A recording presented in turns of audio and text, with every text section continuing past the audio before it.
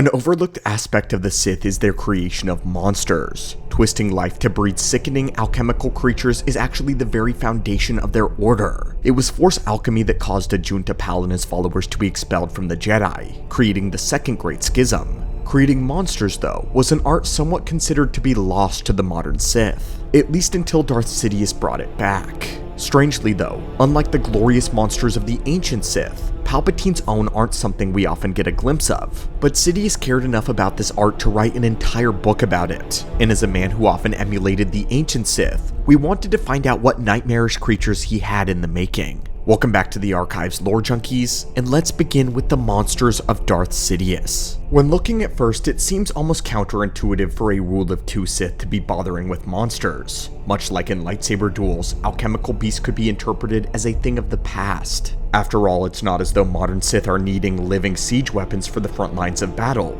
nor do they require mythical guardians for their tombs. The rule of two was characterized by subtlety and finesse. Political acumen and business manipulations were how they secured their power in this era. However, Palpatine remained adamant that certain ancient dark-side practices remain relevant in the modern day. Particularly, the reason was because Palpatine was a monster himself deep down. He shared a lot in common with savage, bloodthirsty beasts, a trait his master Plagueis noted with him during his youth. In these beasts, Palpatine found kindred spirits. Sidious was always described as having the bloodlust of a serial killer, and when he got into combat, he tended to snarl and to gnash his teeth. At one point, he went on such a rampage against his foes that he began to foam at the mouth like a feral animal. Buried beneath the facade of a put-together galactic ruler, Sidious was pretty much Sith spawn himself. One might even say that in a sense, he shares a kindred spirit with them. While he didn't do as much monster making in his time as Chancellor, he enjoyed the practice as Emperor. Unfortunately for him though, his schedule as ruler of the galaxy left little time for alchemy, so many monsters created during the reign of the Empire were carried out by underlings like Lord Chronal, the man literally labeled as Sidious's monster maker. However, when he was resurrected in the year 10 ABY and came back with the Dark Empire, Sidious unveiled many Sith spawn that he had always wanted to develop. As a resurrected emperor, he no longer concerned himself with keeping his identity secret, and so he flaunted the dark side in many ways against his enemies. Most notably, he finally got to use these monsters. But beyond just developing, he documented. During this time, he would outline his perspective on the topic in an aptly named Creation of Monsters book. This was a section that he wrote in his manifesto titled The Dark Side Compendium. Here, Sidious gives the philosophy that young Sith should take when making their own creatures of nightmare. This is what he has to say on the usefulness of monsters. Although the Force can be used to create terrifying illusions, it is sometimes more satisfying to create actual creatures that are willing and eager to shred and devour one's enemies on command. Such monsters are most useful when maintaining discipline and anxiety among subjects and enemies while one's attention is required elsewhere. These creations must be able to follow basic commands, but should not be designed with too much intelligence or self-awareness. Their function is first and foremost to serve their master. Sidious would give practical advice on what to do when considering making a monster. He went on to go over how to examine a creature for its natural defensive attributes, and then enhancing them to become more fearsome. He also notes about shoring up its weaknesses, adding things to make it more powerful. But at the same time, one mustn't make a monster too powerful. Palpatine recommends keeping at least one weakness that only the maker should know. A failsafe is always important just in case the monster grows out of hand. This was an important feature that many ancient Sith neglected, leading to Sith spawn that ended up conquering them instead. Palpatine was very calculated with every one of his creations. Although there are very few to mention, he crafted each one with delicate care. He also tended to do things a lot differently than his predecessors would. Often when we think of Sith spawn mutants, our mind often goes to large beasts that would find a home in the pages of mythology. Creatures like the Terentatek and the Warworm come to mind, hulking titans that slaughtered Jedi by the dozens, used in large battlefield engagements. But Palpatine did not create very many of these kinds of monsters, if any at all. And there is a reason for it. But one of the larger creatures that Sidious did invest in were called the Chrysalide Rancors, sometimes referred to as Chrysalide for short. The recipe for these Rancors came all the way from the ancient Sith purebloods. In the pureblooded culture, the Chrysalides served as pets or protectors of Sith nobility. It was thought that knowledge of how to make them were lost, That wasn't until Sidious uncovered the knowledge and was able to replicate it. Their namesake comes from the fact that these Rancors were created through the use of gigantic cocoon or a chrysalis like a titanic insect. These cocoons were created through alchemy and seemed to carry the unknown process of mutating Rancors into chrysalides. When they emerged, they were much larger in size and had a pale and a deep green color. During the New Republic's battle against the Dark Empire on Byss, the New Republic unveiled the X-1 Viper droids. This was their version of the larger walker tanks with heavier armor. It is said that they were more than a match for the Empire's AT-ATs at the time, a huge advancement for the Republic. Their front pincers were equipped with powerful cannons that carried the punch of capital ship turbo lasers. The Vipers were effective primarily due to their advanced full-body molecular shielding, which they wore as shells. This experimental technology not only blocked most conventional weapons, but also absorbed the energy of a laser blast, then used it to charge the power cells of its own weapon systems in turn. It could absorb other energy weapon fire as well, such as ion cannons, turbo lasers, and energy torpedoes. The battle droid also had the power to shoot these attacks back at their targets directly, some of the deadliest droids in all of the documented lore. During the battle, these Vipers were mowing down Imperial forces by the dozens, until the Emperor unveiled the Chrysalide Rancor. The creatures were able to smash the X-1 Vipers like they were nothing. Their jaws were able to chew straight through the heavy armor and the molecular shielding of even the most advanced technology the galaxy had at the time, proving that the ancients still had their place in warfare. Even the powerful turbo laser weapons and the strong pincers of the Vipers had no effect on the Rancors. The New Republic army was completely rerouted, and the battle turned against their favor, forcing a retreat. This was the military power of a fully grown Sith spawn mutant. This was the reason they were so effective in all eras of the galaxy. They were living artillery, and in some cases, living superweapons. But these giant monsters were the only recorded specimen of Sidious using a beast of great size. Surprisingly, as fond of superweapons as he was, Palpatine actually warned against the creation of giant creatures. We see him glorifying the ways of the ancient Sith normally, but this is one time where he actually has a contrarian view on their ways. This is what he writes in his book. Do not disregard such practical aspects as whether the monster will be required to access standard doorways, or travel upon floors that can support only a limited amount of weight. A large beast is a wondrous thing to behold, but it can also make an easy target.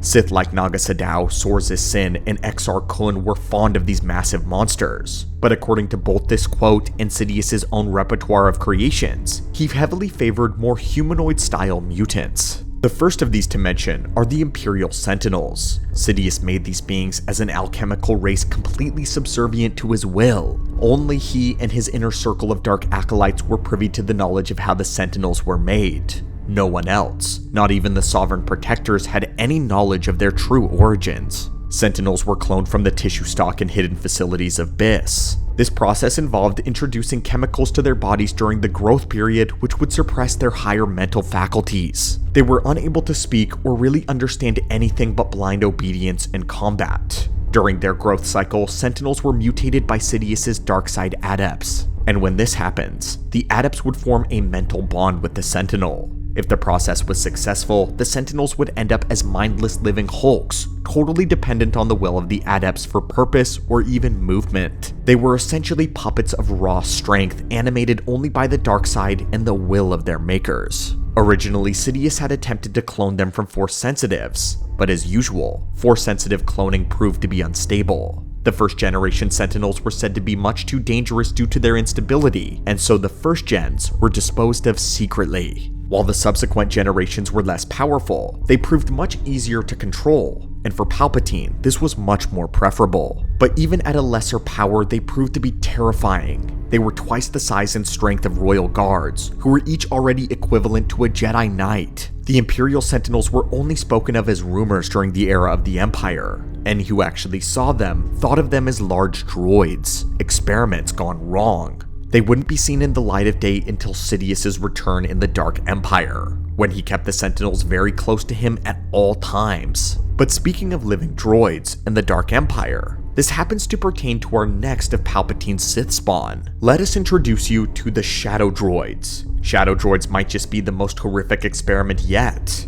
Imagine, if you would, a vulture droid, but inside of it is the organic brain of what was once a living pilot. This is what the shadow droids were. Tired at the incompetent TIE fighter pilots, Sidious decided to create something that could keep pace with the New Republic's adept X-Wing flyers, and so he took the finest pilots that the Empire had and removed their brains. He then stripped out everything that the brain had that made it an individual, tearing out every shred of humanity, and hooked it up to cybernetic hardware. They were kept living and preserved through alchemy, and he augmented their reflexes and abilities far beyond anything that was possible. The Emperor then gave his hideous creations one final gift. He gifted them the ability to touch the dark side. Essentially, this made them remote extensions of his own will. They were the perfect answer to the capable pilots of the rebellion, which had become the scourge of the Empire in nearly every encounter. The reason the precious Death Star project had failed. And so Sidious's answer was to make pilots that not only had no fear nor compassion, but were as calculating as droids were, and had the precision and the reaction time of Force sensitives. Their brains were placed in the ships, so that they had no delay between thought and action. The fighter had become their new bodies. A fate worse than death for Imperial pilots who proved to be too good at their jobs. The next alchemical creation we want to mention is known as the Smoke Demons. Sidious himself doesn't have recorded instances of summoning these beings, but a Dark Jedi by the name of Karis does, and she reportedly learned this ability from Darth Vader. Based on what we know, Vader never studies the ways of ancient Sith unless it's at the behest of his master. His master controls all the flow of information about the ancients, so if Vader of all people knows a Sith spell, then Sidious is certainly the one behind it. It's not a leap for us to say that because the spell to create it, called the Duomiska, comes from an ancient scroll recovered by Sor's Sin, Palpatine is known to have almost all of Sin's works, being a huge fan of hers. In the vast dark side library of Darth Sidious, he has commentated on all of them, so he knows this spell well. A smoke demon, also known as a Siska in the Sith tongue, was an incorporeal manifestation of the dark side. When summoned against an enemy, they assumed the form of the victim's worst fear, much like a Bogart would. They could then paralyze the target and absorb their body by flowing into it, vaporizing it. This would entrap the victim's very soul within their smoky body, which would be released only upon the demon's destruction. Despite being made of a smoky substance, these things had significant strength, as one was able to defeat Chewbacca one-on-one. Regular weaponry has no effect on them. However, they can be harmed by the unique properties of a lightsaber. Finally, we have to end with Darth Sidious's favorite monster by far, what he called his minor masterpiece, a monster known as Darth Vader. This is what Sidious writes of Vader. Of all the monsters I have created, I regard Darth Vader as something of a minor masterpiece. No, he was not an entirely alchemical creation, but he was my monster nevertheless. Even though he failed to live up to his full potential, there was much pleasure in transforming Anakin Skywalker from a bright-eyed, tassel-headed youth into the greatest Jedi killer of all time.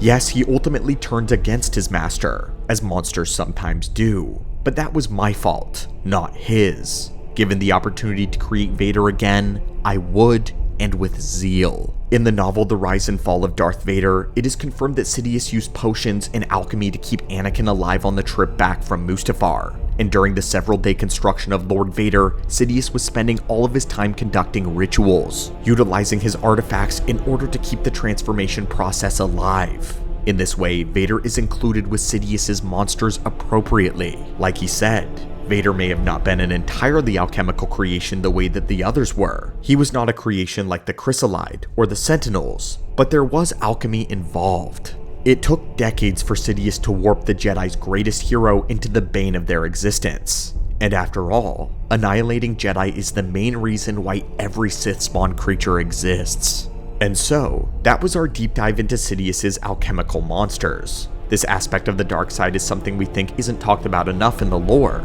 I really wish in the lore we got more insight into how the process actually works and functions. A lot of it is just theory in the end result, but what does alchemy actually look like? Mostly we get vague references to rituals, chemicals, and potions, but little else than that. However, the results of the process is always grandiose in scale. But what do you think, my friends? Do you wish we got to see more Sith mutants, Sidious's creations included? I think there's a lot of storytelling potential here. There's an easy way to make a horror-related creature feature with Sith spawn as its main focus. There's just so much potential here.